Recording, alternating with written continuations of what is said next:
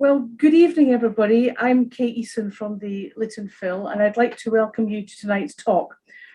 So the Lytton Phil is gradually getting back to something approaching normal, and we have already had some events in the building, including guided tours, and we're planning many more events over the coming weeks and months. However, we'll continue to offer Zoom talks because they have proved very popular over the last 6 months or so. Our speaker tonight, Pat Lowery, has already given 3 talks in our Zoom series. She's a long-standing member of the Lytton Phil and currently sits on our board of trustees. She is a very experienced city guide with a passion for local history and has devised several tours for the society. So please welcome Pat, who's going to take us on a shopping spree tonight in Newcastle. Thanks, Pat. Thank you very much for coming along this evening. To hear this talk about shopping spree, I did this as an in-person talk some years ago, and it was all women, and I said it was a local history society, which is usually about 50% of men, and the lady says, oh, the men didn't want to come. They thought it was going to be all about where to buy the best things, where to get the best clothes in Newcastle. I says, no, it's different.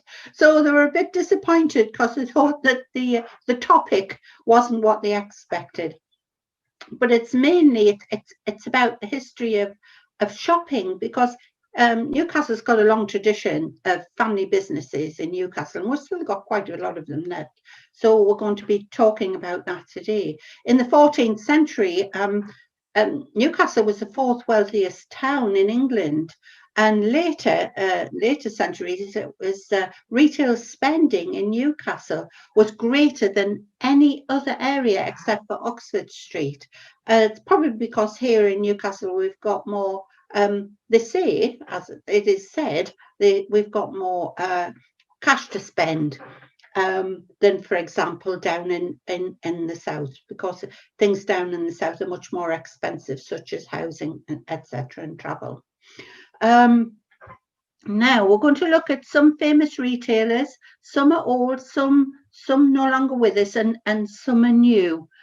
So we'll carry on with the first one. Here's a nice picture of markets.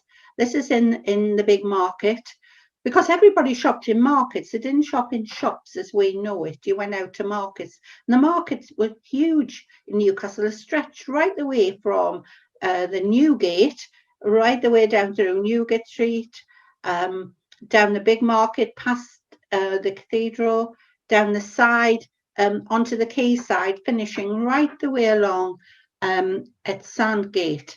And each of these markets was something different. And the picture you see now is the big market, and big is a type of barley that was sold there, BIGG, and that was sold in the big market. Well, today, of course, we don't have any markets as such. I still think we've got the lady who tells our fortunes at the top. But wherever there were markets, there were pubs. And that's remained today. So even though we haven't got the market, we've still got the pubs in the big market, and it remains so, and it's still a popular place for people to visit.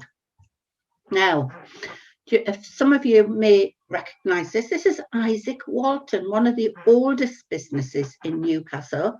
John and Isaac Walton came from Alston. And John went to London and he opened a shop, and then Isaac followed him and joined him in London. But they returned to Newcastle and opened here on this site in Grainger Street in 1887. They were an unusual sort of a shop. They were a shop where you went, that kitted out men from being at school right until the end of their working lives. They sold uniforms, they sold kilts. They even had an 8-page advert in the journal, which would have been quite expensive. This is the only bit of Isaac Walton's you can see on Grainger Street now. This is the entrance to the Grainger Market, and it was one of the entrances into Isaac Walton's. But the floors, a little bit of tiling on the floor remains. This is one of the adverts. Bespoke department, shirts, regatta shirts, collars, starched collars. They were quite popular. So this is one of the adverts you would have seen in the local paper. And look at the prices. A morning coat suit, 29 and 6. That's £1.50 for those of us who don't know what 29 and 6 are. And shirts for 2 and 11. Very, very cheap compared. In those days, it would have been expensive, but it was where the smart man about town went to get his clothes. Now, the entrance, I said, was to Isaac Walton's, was into the Grainger Market. Now, the Grainger Market here opened in 1835, and it replaced an earlier market. This market was a butcher market which stood between the Cloth Market and Pilgrim Street. And it was one of 2 places that had to be pulled down when Richard Grainger designed his new street scheme, as we know today as Grainger Town. This was the first building that opened in the Grainger development. It's on the site of an old Benedictine nunnery, and it's about 2 acres in land in total, but it's part of a huge amount of land which Richard Grainger bought. This, together with another piece of land which had a large house which used to stand on Grey Street. It's no longer there. He purchased these, and this was to build what became the first purpose-built town centre in the country. But Grainger Market here, then this replaced the butcher market. When it opened, it had 183 shops. 157 of them were butcher shops. And this picture you're seeing at the minute is the arcade. This is where the Green Market used to be held before they built a new Green Market outside. And it was here in this part there was a grand dinner for the opening.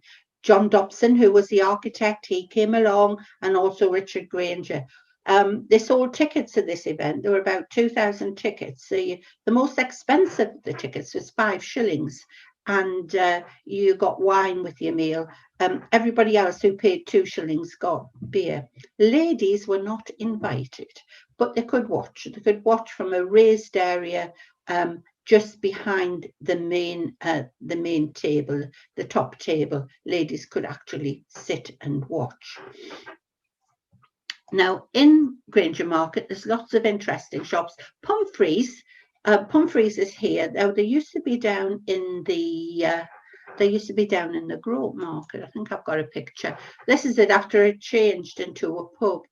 Now, Thomas Pumphrey was a coffee dealer. He was a Quaker. He was appalled at the amount of drinking that was going on in Newcastle. Everybody got drunk. You said you could get drunk for a penny or dead drunk for 2pence. Gin was quite common. Upper classes drank wine, lower classes drank beer, and he was a teetotaler, of course, being a Quaker. And he had a coffee dealers. He used to roast the coffee. He could see a gap in the market. So what he did was he opened a cafe above his shop here, and where he sold coffee, ground it and roasted it downstairs in his shop, and then you could buy coffee. And really, this is one of the earliest of the more modern coffee shops here in Newcastle. This was in 1887 when it was converted to a cafe, but then Pumphrey's was taken over. It was bought out, and they moved out. It's still called Pumphrey's. It's over in Gateshead, and they've still got in the market. We've still got Pumphrey's in the market where they sell all sorts of coffee and tea. This is where I go to buy my loose tea. But the original shop in the Cloth Market here, it's been turned into a pub, and which is such a shame. Mr. Pumphrey will be turning in his grave, I'm sure, when he realises that alcohol is being served in his coffee. Another shop that's in the Grainger Market is Marks and Spencer's. Now, Michael Marks, he was a Russian-born Polish refugee, came into this country, he entered at Hartlepool, and he sold things door to door to make a living. This is in Stockton. he, you know, he wanted to get on. He was really keen to get on. So he took himself off to Leeds and had a look around. He noticed there were lots of these stalls on the streets in Leeds, and he thought, oh, that's a good idea. He bumped by chance into a man called Isaac Dewhurst. Isaac Dewhurst manufactured clothing, and Mr. Dewhurst must have really been impressed with him, so he lent him £5 to start his first stall on the streets of Leeds. Mark's Penny Bazaar. You didn't ask the price; everything was a penny, a bit like the pound shops today. It did well; it had lots of stalls, and but they'd opened a brand new market in Leeds called the Grainger Market. And this was an indoor market. Many of the people who worked in his stores were girls, and they often worked up till 10 o'clock at night in all weathers. And he really wanted to get them off the streets, out of the really cold weather. And he would have liked to have had a stall in the Grainger Market, but he couldn't afford it. So he went back to Isaac Dewhurst and asked him the question, would he like, there he is, Michael Marks, asked him the question, would he like to invest in his business? He wanted to develop it in these new market stalls that were opening. Mr. Dewhurst said, no, thank you. He said, I don't think he could afford it. But he says, I know somebody who can. He says, it's my accountant or cashier of my business. And he approached him and he agreed. He invested £350, and this is Thomas Spencer. So Marks and Spencer were born. And I think really that Isaac Dewhurst is probably kicking himself, if he was still alive, that he didn't invest the £350, and then it would have been Marks and Dewhurst. But they had a link with Dewhurst really up until fairly recently. Dewhurst used to supply Marks and Spencer's with many of their clothes. They had a couple of their factories here in the northeast, one of them being down in Peterlee. And this is the stall they opened in Newcastle in the Grainger Market. This was opened a little bit later. This was 1895. But this is the oldest existing Marks and Spencer's in the world, in the Grainger Market. The one in Leeds actually burnt down. So there was an older one, but it's no longer in existence. But this is the original frontage. If you can see, original Penny Bazaar. Admission free, that meant you were free to browse. In those days, it was common that if you went into a shop, you had to buy something. You know, you couldn't just wander in that we do today and have a look around and then come out. You had to buy something then. Everything I say was a penny. The lights as well as the fascia original. Can you see there's somewhat lit here? This one isn't. Originally, there would have been gas and then they were converted to electricity. And it's used now a bit like an outlet, Marks and Spencer's outlet. They sell things that are brought back to the store. And if you look on the back wall here, you'll see some pictures. If you've been actually in the market, you would have seen pictures of how the store would have looked back in from the time that it opened in 1895. Now, we also have another Marks and Spencer's, and that's on Northumberland Street. Actually, this is an older picture. The one on Northumberland Street now has some greenery on the outside. Now, Marks and Spencer's in Northumberland Street is the second biggest in the country. The biggest is in London, but it's certainly got the biggest food hall. There's more food sold in Marks and Spencer's Northumberland Street than in any other Marks and Spencer's in the country. In fact, some people do the whole of their weekly shop in Marks and Spencer's food hall. Another stall in the Grainger Market started was Mark Tony's. Now, Mark Antonio came to this country. He lived in a village just outside of Rome, and he came here with his wife and his child. There were many people came here. They thought that their life would be better. You know, there was a good chance of having a good life in this country. Many of them thought they were going to America until they got off the ship and they realised they weren't in America. And from there, when they got off, Mr. Mark Antonio took the train, and Newcastle was the furthest north he could go with the money he had for the train fare. So he came here and he started to make ice cream. It was made on Stepney Bank down in the Ousburn area, and this was his first shop that he opened, his coffee shop. Sadly, it's closed. Mark Tony's in the Grainger Market.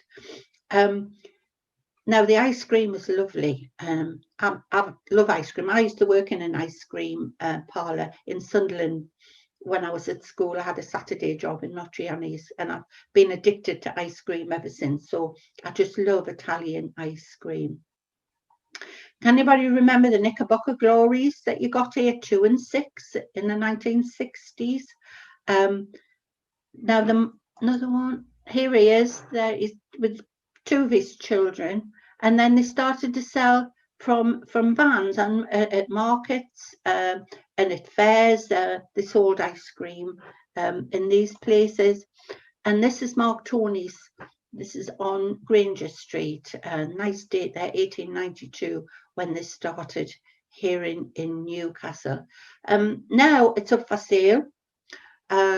But they wanted to be sold as a going concern. They've got 2 shops. They've got this one and the one in Percy Street, and they would like to keep it more or less as it were. So I think they're looking for a buyer who's looking for the traditionalist form of coffee shop and restaurant that this has become. Some of the things they sell here you won't get anywhere else. Some of the sandwiches, salad. Remember, there's some salad sandwiches they do, which with mayonnaise. Mixed in, and they do some really interesting things. Corned beef pie, that's another thing, but it's still known for its ice cream. And anybody remember getting monkey's blood on your ice cream? Not allowed to say that now, so please forgive me if it offends you. Greggs is another local shop. Now, Greggs started in the 1930s in Gosford. John Gregg, he sold yeast, eggs and confectionery on his bike. He used to cycle around and sell it to housewives. By 1951, he opened a small shop and a bakery on the High Street in Gosford, and he developed the business from there. He died in 1964, but by then he had 70 delivery vans. He used to deliver the vans to outlying areas such as Ashington that didn't have access to shops of this type. I remember, because I was brought up in Sunderland, I remember a van used to come round once a week into our street, and that sold bread and cakes, and occasionally were allowed to go out and choose one of the cakes from it. Now I don't know if it was Greggs, but I know it was this type of shop. Now Greggs developed really after John died, because his son took over Ian, and he expanded into the northeast of England and Scotland, and he had the first regional bakery, and that was in South Gosford. And in 1987, he also founded the Greggs Foundation, which is a very good charity and helps many organisations in the northeast. Even though he developed and he had shops, and they're all over the country now. They're in every they're in railway station and airport, and Greggs are mentioned many times, even on TV programmes. They try to keep at least one thing that's linked to that particular area. For example, in Manchester, they sell Manchester tarts. But here in Newcastle, there's something which is the stotty. The stotty has been made since 1971 in Greggs. They started in 1971 to have in-store ovens.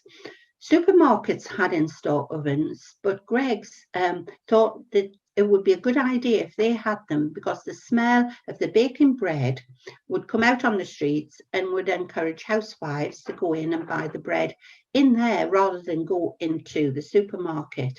So the first shop to have this oven, which was a Chandler Peel oven, was on Shields Road in Byker. So they opened this shop. They employed a baker. He was 59, called George Stogden.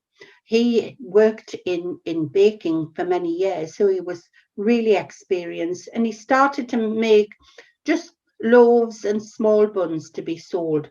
And then one day he said, do you not think we could make stotties? Now, stotties had fallen out of favour with housewives. They used to make them with the remaining dough that was left over when they made bread at home. And he thought, I think I'd like to try it. So he did.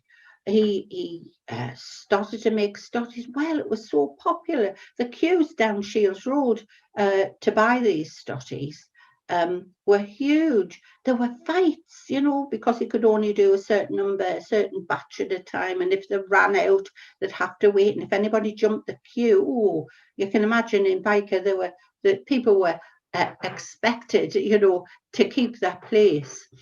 And then they started to make them. In fact, they had to get another baker in the Shields Road shop, and George Stogden had to just concentrate on the stotties.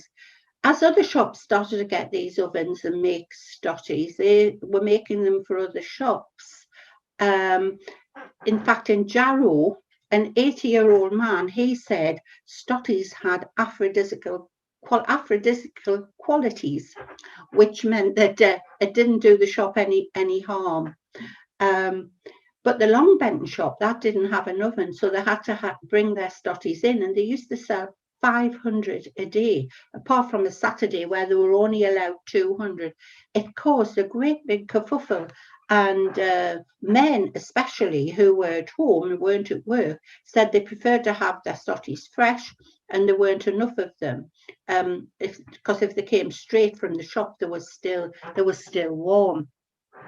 So much so that they got a petition going. They had 800 names on this petition, which was successful, and it increased the number of stotties they got in the number of stotties they got in Long Benton. I think today stotty isn't as popular as it was. They certainly don't sell them as sandwiches as the way that they used to sell them, and the favourite sandwich was ham and peas pudding. But I don't think you can get ham and peas pudding in many, if any, Greg's premises anymore. Now, this is Emerson Muscombe Bainbridge. He lived down near Stanhope, and when he was 13 in 1830, he came to Newcastle as an apprentice draper. He eventually set up a business on Market Street. Here it is. This is when it's really developed. Firstly, with two men, first of all, and then his cousin. But then by the 1850s, he was on his own. It became Bainbridge and Co. It was one of the first department stores in the country. It was the first to price goods with a price tag. And before this, you had to have little boys who used to work in the shop, and they used to run around the shop taking the money from the customer up to the cash office and then coming back. Well, the floors were wooden, it was very noisy. So one of the staff came up with an invention, and this was the aerial messenger.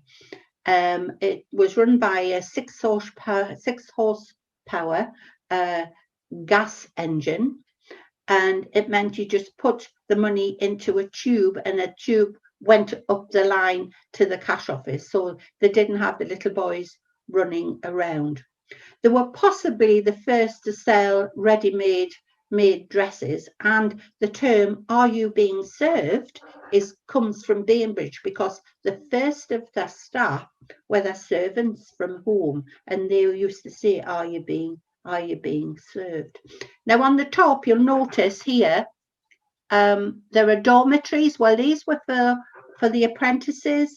who were aged from 14. They worked long hours, anything up to 15 hours a day, 6 days a week. They were allowed to have a day off on a Sunday. They could go home in the morning as long as they were back in the evening.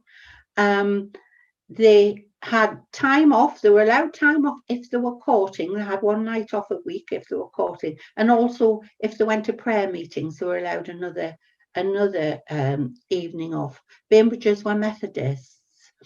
It was took over by John Lewis in the 1950s, but the name remained really until fairly recently. And I think there are lots of people, me included, who still call it Bainbridges, even though it is John Lewis now. Now in 1976, it moved to, oh, here's a picture.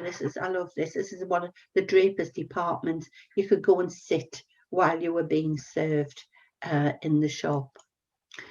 Now in 1976, they opened in Eldon Square, and they closed the streets around for 3 days to allow them to move all of their stock out of Bainbridges on Market Street up to the new shop in Eldon Square, and had all the staff standing in line. And so they passed all of the goods. This is a small amount. I'm not talking about 3-piece suites, for example, just small goods.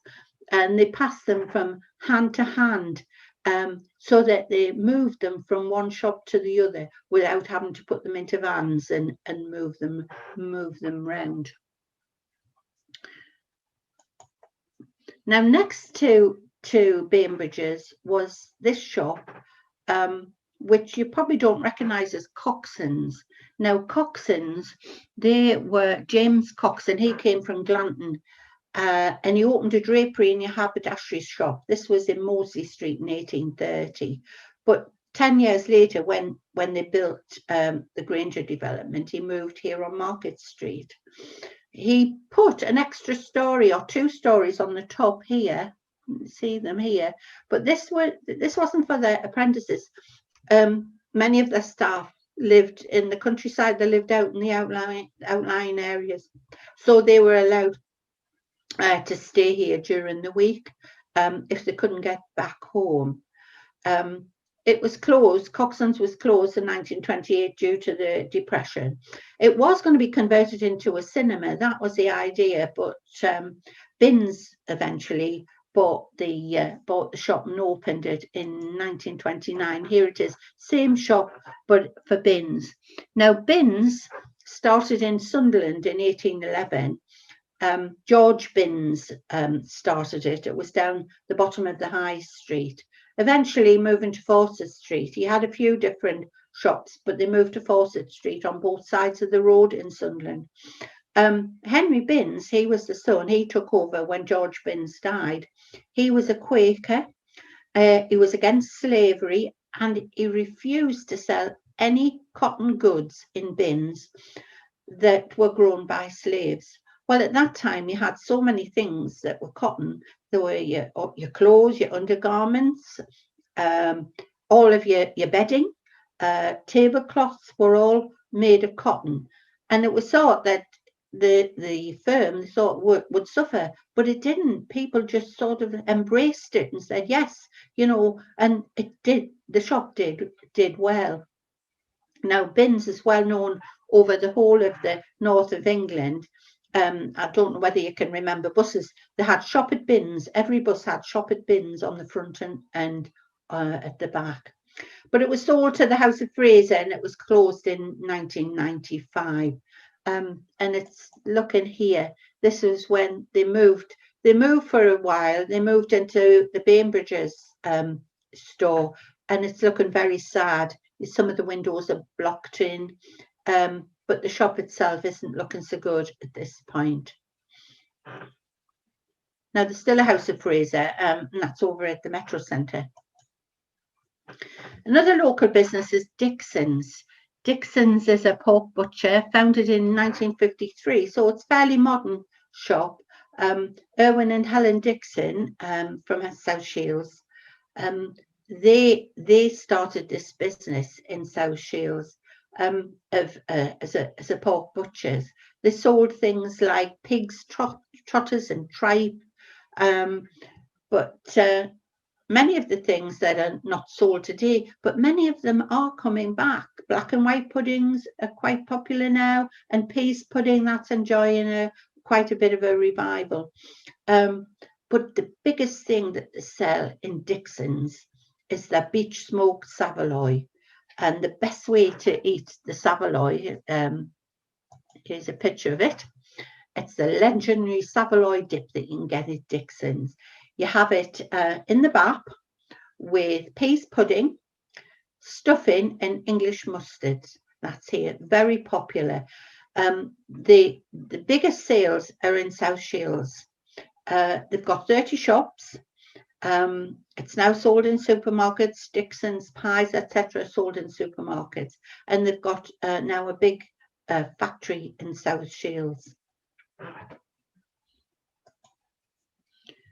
This shop is no longer, it was on Clayton Street. It was Dirty Dick's. It was a chemist founded in 1840 by Frank Marshall.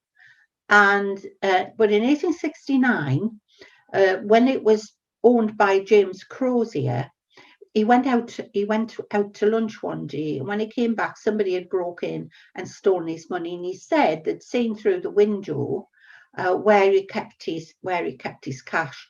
So he put the shutters up, and the shutters were up on Dirty Dick's. Now, why it's called Dirty Dick's, I just don't know.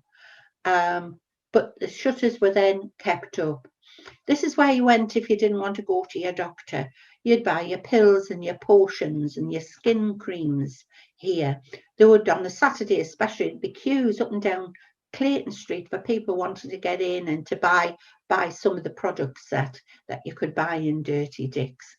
I was talking to a doctor at the RVI just a few years ago, and he was saying they're still treating people in the RVI with the effects of the creams that they'd bought in Dirty Dick's. So it's no longer there. This is it, Clayton News, just by the crossing. So that's where Dirty Dick's was.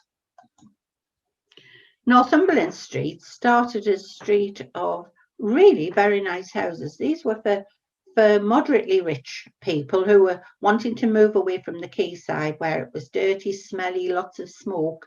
And of course, with the development of Grainger Town and the houses that were built on Northumberland Street, many people moved here.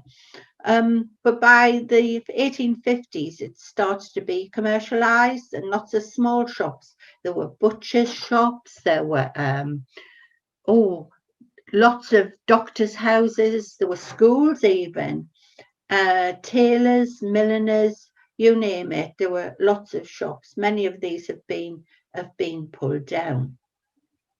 At the bottom of Northumberland Street, here we are, at the very bottom of Northumberland Street, there used to be a bridge because this was the A1. This was the main street going through Newcastle until they built the central motorway.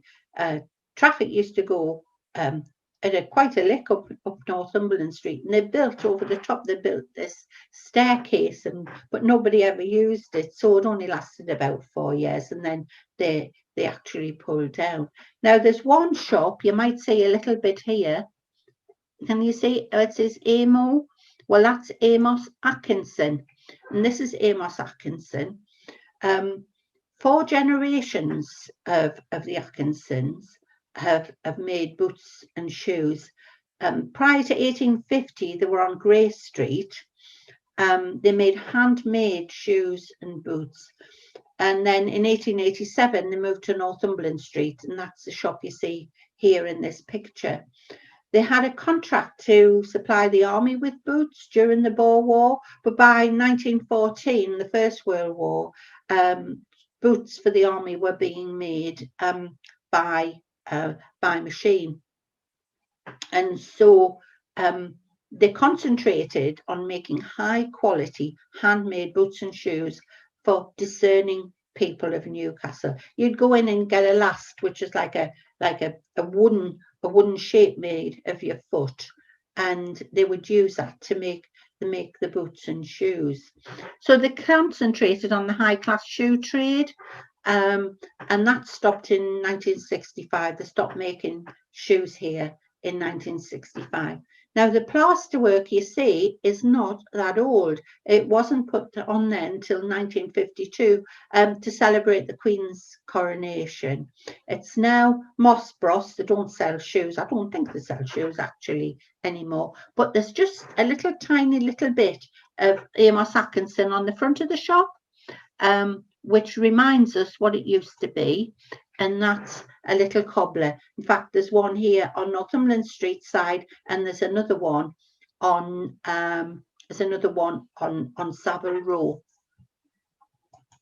Now, next to it, on corner of Savile Row and Northumberland Street, stood Robson's. Robert Robson was a carpenter, a cabinet maker. He had his business in 1835, and that was across the road in Elsick Court. It's now part of Fenwicks. If you look at Fenwicks today, it's a bit to where all of the flowers are outside. That's where he had his shop. It was his home as well. His father, Edward Robson, he was a forester on the Bowes-Line estate at Gibbside and also at Glamis Castle. But Robert then was keen on being a cabinet maker. He moved across the road to this site in 1875, and he expanded the premises, and he started to make it. They were even in, I think it was about 1880, there was a factory built in Spittletongues to make not just furniture, but also they fitted out ships, churches, hotels, public buildings, ocean liners, including the Mauritania, had some of Robson's work. They even had houses for their employees in Spittletongues as well. Now, Robson stood here in 1962, and then the building was pulled down, and on its site was built, oh, here you are, there's an advert, sorry, I haven't shown you this. This is an advert for Robson and Sons. Two of his sons went into the business. Another one was an optician. I think it's still there, Robson's Opticians on Pilgrim Street. And this is what was built in its place. It was Littlewoods. On the basement, they had a food hall and a cafe in the basement. However, the basement wasn't doing too grand in the 1960s. Between 9 and 11, it wasn't until the lunchtime trade and people came in for their lunches. So the manager of the cafe in Littlewoods, he was at a managers meeting of all the cafe managers throughout the country from Littlewoods, and he came up with an idea, and he said, look, he says, what I'd like to do is offer a breakfast at 99 pence. Well, they all laughed at him. They says, 99 pence, how are we going to make any profit from that? And he said, well, he said, people don't just buy breakfast, they always buy a drink, tea or coffee to have with their breakfast, and they make 70% markup on the tea and coffee. So the general manager says, well, go on, give it a go. It can't be, we'll see how it goes. And it took off really well. People were going in, they were having their breakfast there, they were coming in to shop, or they were doing their breakfast, having their breakfast before they were doing their shopping. And the manager at the time, this is in the 60s and early 70s, was telling me, he said he couldn't believe it. He says how many people wanted to come in and have their breakfast because it was only 99 pence. It spread to all of the other Littlewoods shops, and then many other shops and cafes in Newcastle especially started to offer the 99 pence breakfast. Of course, there aren't any 99 pence breakfasts now. The very last cafe to offer that at that price was IKEA in Gateshead. They were the last people to offer the 99 pence breakfast. On Northumberland Street was a shop called Caller's. I'm sorry, this is a bit fuzzy. I couldn't find a better picture to use, I'm afraid. Now, Caller's started out, they were cabinet makers, A and B Caller. This was 1897. And then they branched out into retail. in 1920. They had a shop on Newbridge Street. It's no longer there. It was pulled down when they built the Central Motorway. And moving into Northumberland Street in 1930, they had rather an interesting entrance. It was like an arcade that you could walk into with lots of different windows, and in the different windows they had different products. But the beginning of December in 1969, there was a fire in this shop. At Christmas, they had a Christmas display. It's a bit like Fenwicks.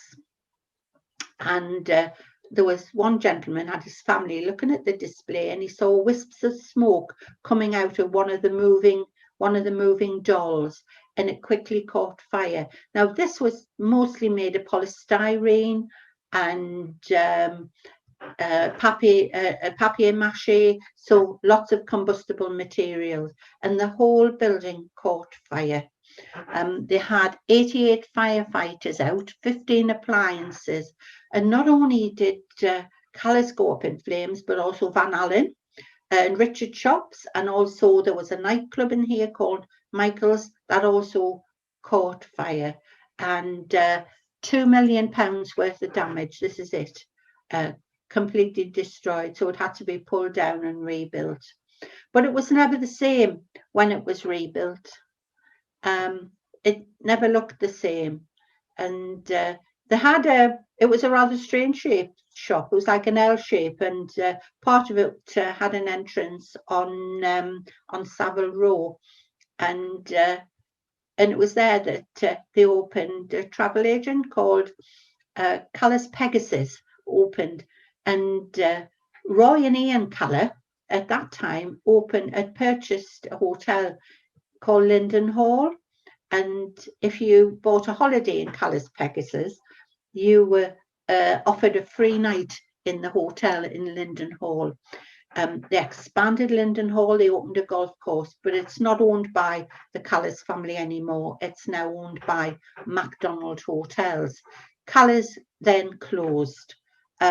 Because it really didn't take off after the fire, and it eventually closed. And today it's JB Sports. They've practically rebuilt the front. JB Sports are in it.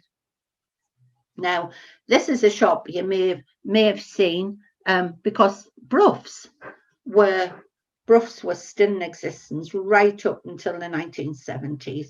Edward Dent Bruff, he was in the 19th century. He was in the grocery business then. He had horse-drawn vehicles, and he used to deliver pre-ordered groceries to the outlying areas. And when he went, you'd give him a list for what you wanted the following week. He sold it in the early 1900s to Lipton's, and he built himself a house in Gosforth. He built Moorfield in Gosforth with the proceeds.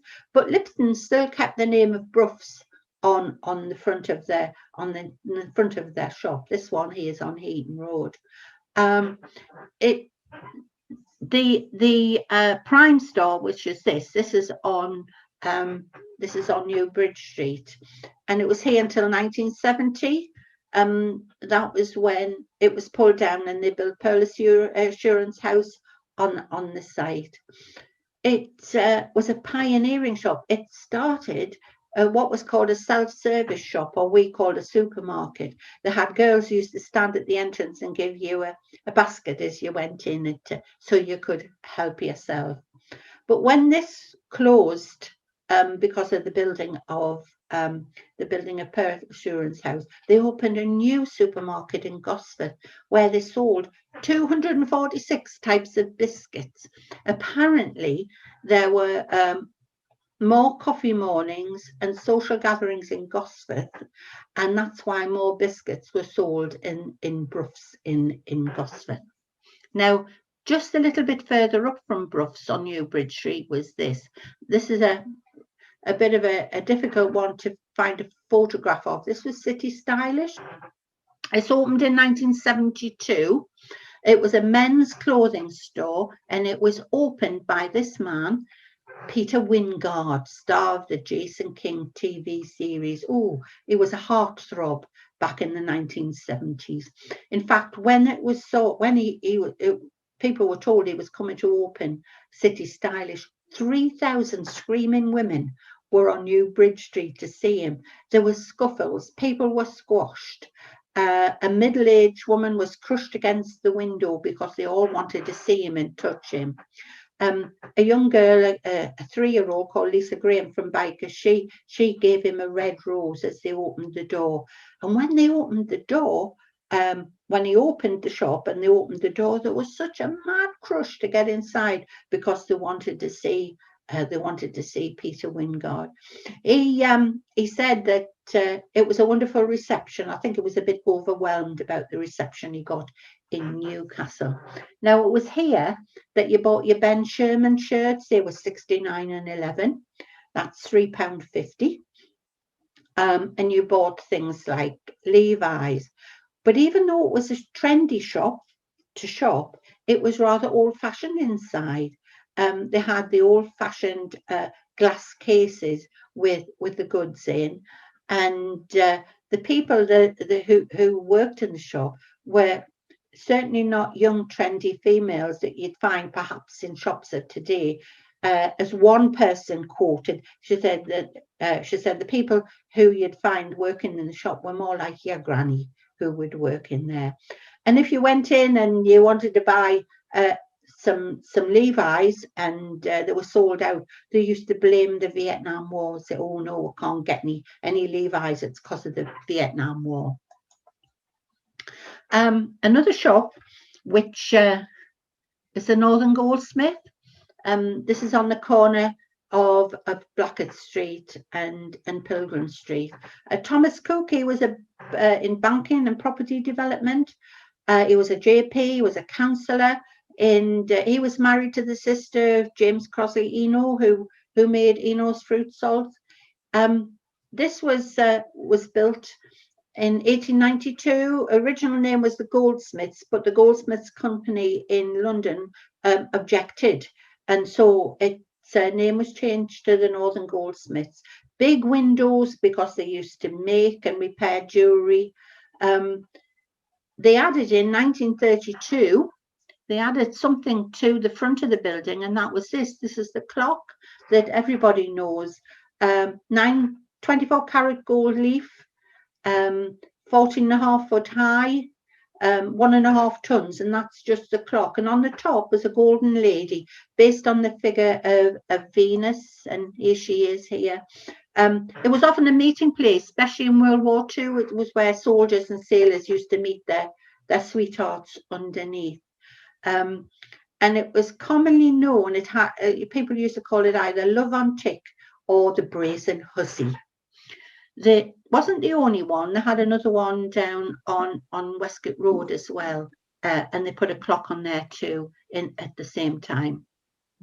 Another jewellers were Reids.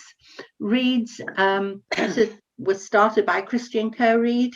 He came from Roxburghshire in 1778. His first business was in St Nicholas Churchyard, and then he eventually moved to Blackett Street. And this is an original shop front dating from 1906. They started the first type of hire purchase here. They made jewellery. They were jewellers to Queen Victoria. They made watches and chronometers for Admiralty and the Indian government. They made a silver service for Humphrey Davy for inventing his version of the miner's safety lamp. 5 generations of the Reid family ran here, and then eventually it was taken over by the Northern Goldsmiths at Reid's request. Now, they had a clock in here which was linked to Greenwich by cable, and that meant this clock was always perfectly right. And from here, 17 other organisations had clocks, and one of them was the Lytton Phil, had a clock which was linked here to Reid's. T&G Allen, Thomas Allen. Now, in 1858, Thomas Allen was an engineer, but he had to give up his job because of his poor health. And he and his brother George set up a business on Collingwood Street selling newspapers and stationery. But he published a volume of popular Tyneside songs, especially Ned Corvin. And in 1862, he acquired the copyright of Ridley's songs, Geordie Ridley's songs, and published 10 of them. It was an enormous success. I've got a picture of the book here, Alan's Tyneside Songs. The shop opened on Blackett Street in 1874, and various branches opened in the region. But one of the things they sold was the good trading pens. So they opened a specialist pen shop in 1946, and this was the first of its type, and they're still trading as the pen shop in various parts of the country. There's still a T&G Allen in Morpeth. There isn't one in Newcastle anymore. Here it is, T&G Allen, and you can see, I think I might have a, no, sorry, I missed it. T&G, you can still see the logo for T&G Allen on the front of the building. Mawson, Swan and Morgan, 1878, they started here. It was John Mawson and Joseph Swan worked together on Mosey Street. John Mawson was a chemist. Joseph Swan, of course, was invented the incandescent electric light bulb, which he demonstrated first in the Littonville, and that was the first street in the world which was lit by electric light. But John Mawson, he died quite young. He was asked to remove some nitroglycerine from the White Hart Yard that was in the Cloth Market, and he put it onto a cart and took it up to the town moor, and he tipped it down an old mine shaft on the town moor. There was a few crystals left in the bottom of one of the jars, and it caused a huge explosion. So he and many of the other people who were with him were killed and this was in 1867. So Elizabeth, who was his sister, who was Joseph Swan's sister, was made a partner in the business, and then Thomas Morgan joined them, and he ran the business of Mawson, Swan and Morgan. Marcus Price, another trendy place to get your gear if you were a young man about the town. Founded in Blythe in 1929. He sold cutaway collars, Slim Jim ties, but his wife Jessie took over in World War II when her husband went off to war. They had shops in Percy Street and the big market, and they had 6 others in the region. They catered initially for the Teddy boys, and then for mod gear. This was the place to get your gear, very upmarket. Again, they sold Levi's stay pressed trousers. But one person who went here in the shop in the big market, it was Bob Dylan. There's a picture of Bob Dylan. He went into Marcus Price. He bought himself a black blazer with shiny buttons, a pink shirt, and a jazzy tie. And if you notice here in the background, that's Alan Price, because Alan Price must have told him where to go. Windows, another local shop, James Gale Windows. He came to Newcastle from Oxford in 1880s. He was a pianoforte dealer's assistant, and then he set up business himself. And he opened the shop in the newly refurbished Central Arcade. It had burnt down, and the inside of this building had burnt down, and it was reopened in 2006 as a shopping arcade, a beautiful arcade. They sold sheet music. Here it is, musical instruments, sheet music, vinyl, CDs. What it's really known as for children, what started to be a rent-to-buy scheme, where you could rent a musical instrument for 6 months, and if your child didn't want to keep it up, you could take it back. But if they did, then you just paid the balance and took it home. And now the scheme's still going, but it's not just for children, it's anybody who wants to have a musical instrument can do it on the rent-to-buy scheme. Now, this is the last shop I'm going to talk about, which is Fenwicks, because Fenwicks really is a Newcastle shop, even though it's all around the country. There's quite a few shops around the country. here he is, Mr. Fenwick, John James Fenwick, born in Richmond, son of a grocer. He moved to Stockton at the age of 14 and became an apprentice draper. But he was advised to move to Newcastle. He said there's more opportunities for up-and-coming young men. So at the age of 22, he moved to Newcastle and he got a job with Charles Bragg & Co. on Pilgrim Street. He became the manager eventually. He was paid £600 a year. And then in 1882, he opened his own shop. And this was at the bottom of Northumberland Street. Here it is, number 5. It's just about where TK Maxx is today, at the bottom of Northumberland Street. He was known as a mantle maker and a furrier. A mantle is those little sort of shawls that ladies used to wear around, short shawls they used to wear round their shoulders. But it wasn't big enough for him, and he noticed there were a couple of doctors' houses up for rent a little bit further up the street. Here they are. These are the 2 doctors' houses you can see on the right. He rented them first, and then he bought them, and he moved in and expanded the business. And Fenwicks have been there ever since. Every time there was something available, either behind or to either side, he bought it up and he expanded the shop. So today it really stretches all the way back and round onto Blackett Street. And they even bought, here it is, when it was, you could still see it was the doctor's premises, but he put beautiful new windows in on the ground floor.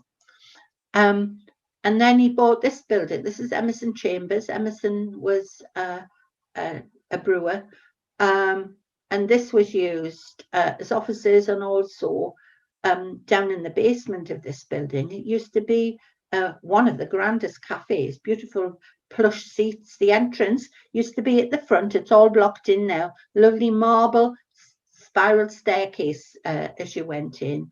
And then in the 1960s, it became a Chinese restaurant called the Sunrise, but it was bought by Fenwicks. It's leased now to Waterstones, apart from the top 2 or 3 floors, which are still used by Fenwicks as or were used as their boardroom. I've never been in. I've tried to get in to have a look. They say that some of the fittings are still as they were when the building was built early last century. So I've never been able to get in there. However, what is Fenwicks known for? Well, I think it's best known by many people for its windows. In 1971, well, they wanted to actually have windows to rival those of Callers. When Callers was burnt down and they reopened again, Callers wanted to have their windows once again. And Fenwicks thought, we're going to have to do something about it. So they quickly had their own set of windows. The first theme was Camberwick Green. And we've had Fenwicks windows ever since. This year is the 50th anniversary of having Fenwicks windows. The windows themselves, the displays are made in Germany by a company called One World Studio in Berlin. And they spend a whole year planning and building. They've got a whole setup of windows, pretend windows, in their studios in Berlin, where they make and try out all of the different things. This is one of the largest window displays in Europe. 3,500 hours go into making Fenwicks, and I think it costs many hundreds of thousands of pounds to do it. And then when it's all finished, they bring it across and they take 5 days to install it in the store. That's when the windows are all blacked out. Can you remember this one with Santa? All the windows are blacked out, and there's a big, reveal. You can watch it on YouTube. People come into town, and there's a massive reveal. They've mainly been sort of like stories such as, like Camberwick Green, but there was one year they had something about things in space, and that was the worst thing in my opinion. And from then on, they haven't done anything. They've stuck to the tried and popular method of using stories that children would like. Can you remember when they had Gulliver's Travels? They had a huge Gulliver in the window. There was another one which was Sleeping Beauty, and poor old Sleeping Beauty used to get bashed on the head by the prince every time he went down to give her a kiss. That used to make us laugh. But they're extremely popular. They spend a lot of money and time and matching the music they do for the windows. So it's still extremely popular. It brings thousands of people into Newcastle at Christmas, together with the Christmas markets when we can have them, the fair, they close off Blackett Street, the Christmas lights. This is all part of Newcastle's coming to see Fenwicks windows. So we'll end there. I'm sure there's lots of shops that you can remember that I haven't talked about. So if you'd like to unmute yourselves, and if anybody would like to share anything or ask any questions, that would be great. I'm going to stop the share and put anything on. So if anybody got any questions they want, or anything they want to share with us, any stories about the shops in Newcastle, please do. Pat, could I ask, this is Sue here, could I ask, have you ever done or would like to do a book about all of this? One of my colleagues is writing a book about shopping. Right. So, yes. So it probably, I don't know how long it'll be, because trying to find a printer at the minute, a publisher, is very difficult, as you can imagine. But I do know one of my friends and colleagues is doing a book. But thank you for asking that. Yes. Anything else? Yes, Pat. Who paid for the building of the Grainger Market? Was it the town council? No. Well, Richard Grainger built it, and then what he did is leased. He bought the land, he built it, and then he sort of sold it on. Right. You know, or he leased it on. Many of the buildings in Newcastle, in the Grainger town, are sitting on land which is still owned by the Grainger Trust, and they still have to pay ground rent to them. Right. Well, Pat, we're getting a lot of messages on chat saying how much people have enjoyed the talk. Good. Right? So if there are no other questions or comments, thank you, Pat. That was fabulous. That was a brilliant tour of Newcastle shops. Thank you so much for that. And thank you on behalf of the Lit and Phil. Thank you on behalf of the audience. And for those of you who have made a donation towards Lit and Phil, thank you very much. And if any of you would like to make a donation, having heard Pat's talk, then please visit our website or look at our YouTube channel, and all the details there are there how to donate to the society. So if there's no other question, shall we say good night? Yeah. Bye. Thank you, everybody. Thank you.